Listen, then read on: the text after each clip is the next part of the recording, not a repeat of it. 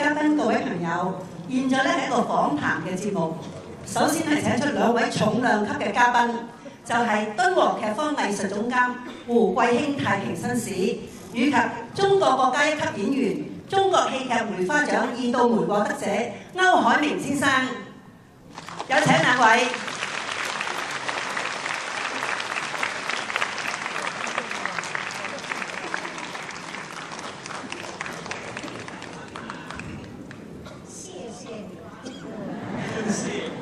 興姐你好，歐大哥你好。你好，你好。你好，各位大家好。好。大家好。咁首先咧，我同興姐傾下偈先。咁興姐，咁我知道俊明咧係喺2015年先踏足粵劇圈，係跟隨司徒海上老師學習身段嘅。而佢喺2016年咧已經參加敦煌劇坊嘅演出，係初踏台板，由飾演官差啊大臣開始嘅。咁興姐，你可唔可以幫大家講下，你係點樣認識俊明，又點樣發掘到佢有演戲嘅潛質咧？認識俊明就係好偶然嘅，咁可以講係緣分啦，係嘛？咁2015年咁10年前嘅咯，我就去個高林亞一聯絡所嗰度睇戲，咁泊咗架車之後就行去聯絡所，咁突然間一個年輕人擰翻轉頭嗌聲胡老師。咁奇怪，一個年輕人嗌胡老師，我都唔識佢嘅。咁年輕人去睇粵劇都係好少㗎，喺新加坡，尤其佢自己一個人，完全冇人同佢一齊嘅。咁我比較注意個年輕人啦。咁之後隔咗幾個月之後，就有一個宴會上，有一班學生就喺台上表演喎。呢一班學生咧就係喺敦煌劇坊辦嗰個基本身段班嘅。咁喺台上我突然間就見到呢個年輕人喎表演，成班學生之中咧就去住標青㗎啦，雲手拉山圓台都幾中規中矩喎。俾我印象好深刻啦。又過咗幾個月，喺敦煌嗰度我哋排戲就見咗一個年輕人坐喺度，係咁樣睇我哋排戲。我就覺得，俾個機會佢咯嗬。我哋啱啱就演一部英文粵劇《清宮遺恨》。演員嗰啲咧，大部分都要講幾句英文㗎嚇，好似歐大哥咁樣 O Buddha 咁，都要叫佢句 O Buddha 咁講英文。佢係老師又識英文，叫佢參加演一個小角色，一個清宮裏頭嘅大臣啦。教佢好容易，叫佢行邊度企邊度，佢馬上就識㗎啦，又馬上記得。再過幾個月，又另外有一套戲咧，就係紅菱巧鶴無頭案大家熟悉嘅就係對花鞋啦長劇，其中有一個小角色係公差嘅，係左大人旁邊個公差，都幾有戲嘅有一幕。我就俾佢嘗試下，問佢有冇興趣。佢話好啊，但係佢又唔識行，點樣行位，點樣走位，點樣退。冇雙方就教佢。呢位年輕人咧一教就識，好容易教㗎。做老師嘅人咧咁容易教，梗係好開心㗎啦。教叫你行左行右嗰啲咧就最怕㗎啦。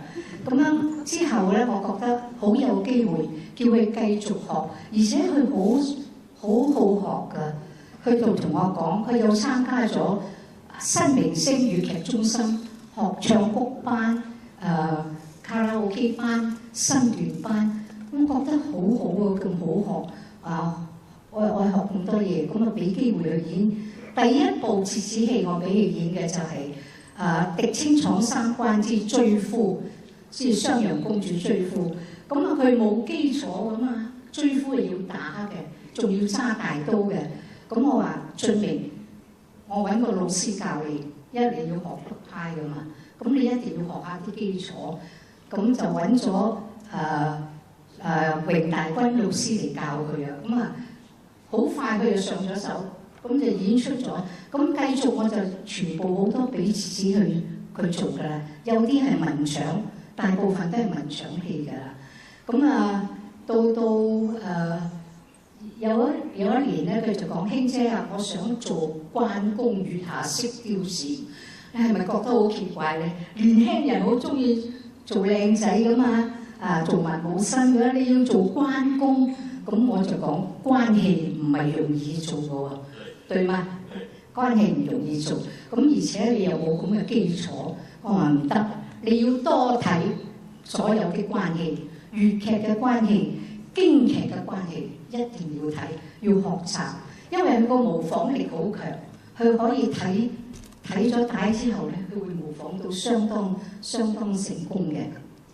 咁之後我話你做關戲咧，就請教下我哋啲京劇老師啦，好似秦占寶老師榮大君老師啲咁樣教，佢哋真係京劇嘅武生嚟㗎嘛。咁佢又演出，咁一路學習，咁憑呢部戲咧，佢就獲得戲曲學院頒發嘅胡姬花獎。呢個胡姬花獎係鼓勵年輕人嘅，係非常之好嘅。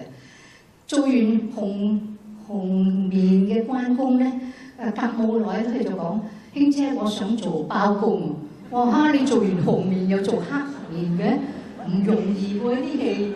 咁都好啦，你咁有心想學咁多種戲，但係一樣包公戲又唔係容易做嘅。睇多啲粵劇嘅包公、京劇嘅包公。出手做唱講説話都好嚴肅嘅，咁佢又好努力咁學，咁就揀咗嗰套包公老雜陳細味啦。咁大家睇咗，觀眾都話非常成功喎。咁我就同佢講開玩笑啦，你估講咩玩笑咧？我話俊明，你做咗紅面，做咗黑面，你仲有個白面未做喎。咁樣佢亦都覺好開心啦，不如做埋啦。咁剛啱我哋有一部長劇《洛神》，《洛神》裏頭咧就有曹操出現嘅。曹操係白面啦。曹操有兩場戲好少嘅。我話俊明，你肯唔肯學啊？肯，一定學，好有心機咁學。嗰兩場戲又做埋白面啦。我話你做完咗紅黑白咯，唔知做咩好啦，不如你學下丑生戲啦。佢亦都有興趣喎，但係好多人講俊明唔好做丑生啊！你係文武生嚟咁樣做丑生，我就講唔怕，演員要多方面嘅，要學習多方面嘅。如果得嘅，你學埋花旦點樣仲好啦，係冇？當然學花旦要唱到嘛，唱到之後至得。有一套戲就係林沖，林沖裏頭有個高衙內之高鵬係丑生嘅。有兩場戲，雖然有人叫佢唔好做啦丑生戲，佢依然係學習，做出嚟好成功。我講你做得唔錯，我覺得俊明嘅人咧就好好學嘅。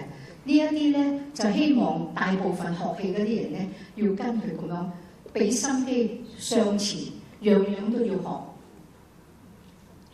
咁係啦，大家都知道卿姐對於俊明係非常之賞識。而敦煌劇坊主席黃士英先生生前咧，亦都係特別為俊明寫過一出長劇《衝冠一路為紅顏》，係飾演男主角吳三桂嘅。我好想知道俊明又有啲乜嘢條件，同有啲咩優點，使到你對佢咁欣賞而加以提拔咧？俊明喺敦煌咧做咗好多部刺史戲㗎啦，有10幾部刺史戲嘅。黃士英一路都有睇到佢演出，就覺得呢個年輕人咧好有機會可以擔一套長劇嘅。佢就寫咗一部吳三桂與陳圓圓。你寫咗之後，佢話俾阿俊明擔主角。我話呢部戲又文又武嘅喎，相當難做嘅。佢話唔怕，佢會有心機學嘅。而且俊明個嗓子咧啲唱嘢好有味，而且聲好好，咁就唔成問題。但係好可惜嘅，呢部戲嗰陣時咧，我哋排戲就唔係好夠時間，排一部長劇得個半月，真係好倉促。所以我哋大家都覺得係應該再可能就再做一次，俾佢再多一個嘅機會表演。做呢個吳三桂個角色咧，當然就係首先我要去認識個人物啦。認識個人物就睇書啦，睇片就知道個人物點樣。我哋仲又文又武，武片咧你就要跟京劇嗰啲老師，秦老師、胡老師學習啦。跟京劇老師跟任何老師學戲咧都要付出嘅學費噶嘛。咁阿俊明又唔會介意呢啲嘅啦。咁樣所以佢就跟老師學咗，咁啊文武獎都做咗出嚟。我唔敢講係做得好成功啦，即係都過得去嘅。希望觀眾當年有睇過就喜歡啦。有冇啲人睇過咧嗰套戲？係啦，好啊，多謝。咁我知道咧，好多觀眾都好讚賞嘅對呢個戲。咁咧，其實觀眾嘅讚賞咧，對於演員嚟講咧，係莫大嘅支持同埋鼓勵嚟㗎。咁係啦。咁阿卿姐，咁我知道咧，你俊明呢個專場演出之後咧，你有啲乜嘢計劃去提升佢喺粵劇造詣咧？呢個專場演出之後咧，我就要交個棒俾阿歐海明大哥啦，因為好有機會嘅緣分嘅，可以講緣分。就歐大哥認識咗俊明，咁就收咗俊明為徒咯喎。咁係咪應該咧？嗰個棒就交俾阿歐大哥，以後就歐大哥扶持佢直上。咁我哋又要問歐大哥先啦。歐大哥，咁你又係點樣認識俊明？又點解會收佢做徒弟嘅咧？卿姐講啦，即係能夠成為徒弟咧係一種緣分，而呢個緣分咧，首先要感謝阿卿姐老費爺。因為我同阿卿姐合作好多年啦，識佢好多年啦，喺佢身上我又學到好多嘢。佢係一個令我非常非常之尊敬嘅前輩。佢為咗粵劇文化嘅推動傳播係做出咗非常之巨大嘅成績嘅。呢度我覺得應該有掌聲。多謝。咁咧有次咧，佢就俾電話我，佢話敦煌有個學生好唔錯，有黃俊明，咁想叫我教佢。我話教佢冇問題，佢話你要收佢做徒弟喎。我話我人都未見過噃咁樣。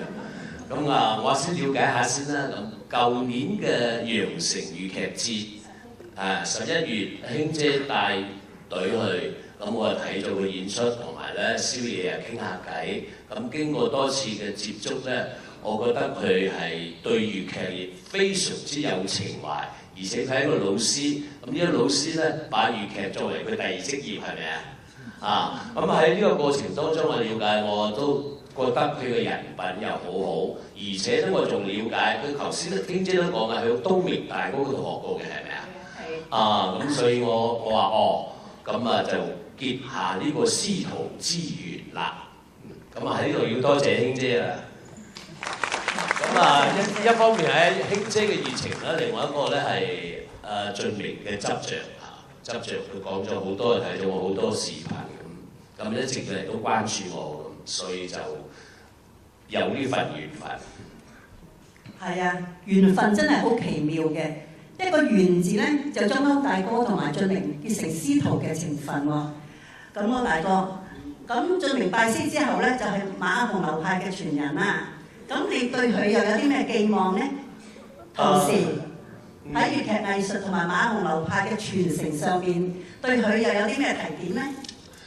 首先，粵劇幾百年嘅歷史發展到今時今日，仲有咁強嘅生命力。有句説話好多個國家只要有華人嘅地方就有廣東人，有廣東人嘅地方一定有粵劇，係咪啊？對啊，對。咁所以咧，我希望嗰個進程從今之後要有呢份情懷，有呢份初心，所謂初心不改先方得始終。咁希望佢有呢份責任，有呢份擔當，為粵劇藝術嘅傳承、發展、傳播，要盡自己嘅分力，同時要為馬洪流派嘅傳承、發展、傳播，同樣係要擔起呢個責任。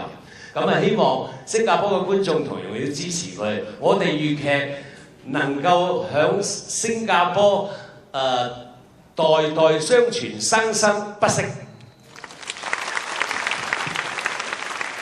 係啦，粵劇咧就係要薪火相傳嘅，一代一代傳落去咧，就起到傳承嘅作用啦。咁剛才大家咧都有聽過蘇春梅小姐喺首書院裏面嘅紅腔啦。咁歐大哥，你又可唔可以清唱幾句馬腔俾大家欣賞啊？又俾啲年輕嘅觀眾見識下咧？咁啊，我哋俾啲熱烈嘅掌聲佢啦！我覺得有紅腔一定要有馬腔嘅，馬紅不分啊！一個馬紅咧，佢係一個即係話個形成啊，尤其是係馬派仲犀利嚇。馬派馬師曾前輩，無論響嗰個表演上同埋文學上，都為粵劇留下咗非常之豐富嘅財產。咁我唔使清唱，因為有樂隊師傅喺度。啊，好嘢好嘢！咁啊，唱幾句馬腔俾大家聽下，俾卿姐再指導下啊！請大家欣賞歐大哥嘅馬腔。好。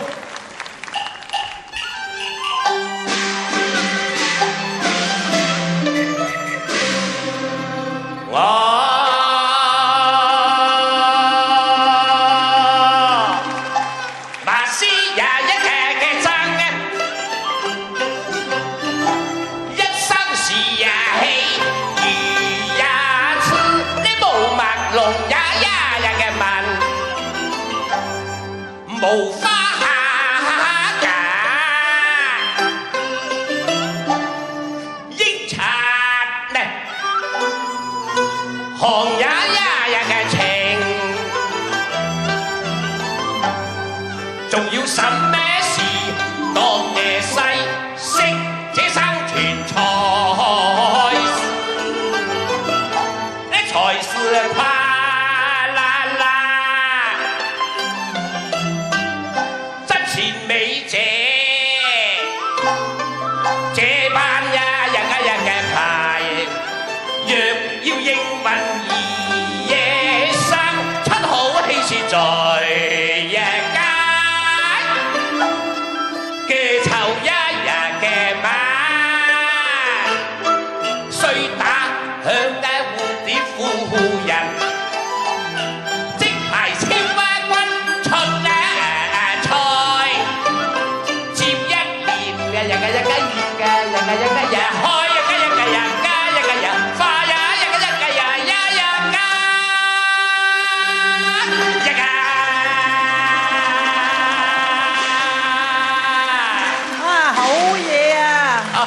好多謝晒歐大哥。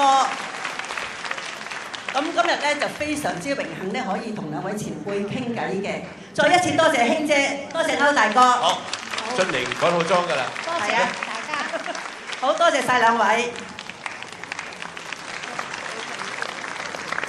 咁跟住咧係請大家欣賞落嚟精彩嘅節目啦。